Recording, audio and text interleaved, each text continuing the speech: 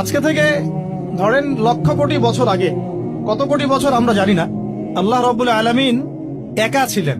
একা তিনি সর্বপ্রথম সৃষ্টি করলেন আরশে আযীম। কি সৃষ্টি করলেন? আরশ আল্লাহ রাব্বুল আলামিনের একটা এমন স্বতন্ত্র সম্মানিত একটা সৃষ্টি, যেটা সবচেয়ে বড় সৃষ্টি, এর চেয়ে বড় কোনো সৃষ্টি নাই। এমনকি কিয়ামতের মাঠে এই আরশের ছায়া আল্লাহ রাব্বুল আলামিন 7 শ্রেণীর মানুষকে ছায়া দিবেন। সুবহানাল্লাহ। ওই 7 শ্রেণী সম্পর্কে আমরা অন্য হাদিসে পড়ে নিব, অনেকে হয়তো জানেন। তো আরশ সৃষ্টি করার পরে আরশটা ছিল পানির উপরে। কোথায় ছিল? পানির উপরে। সূরা হুদের মধ্যে আছে। আমি শুধু রেফারেন্স গুলো আপনাদেরকে সূরাগুলো বলে দিব, বাসায় গিয়ে আপনারা পড়বেন।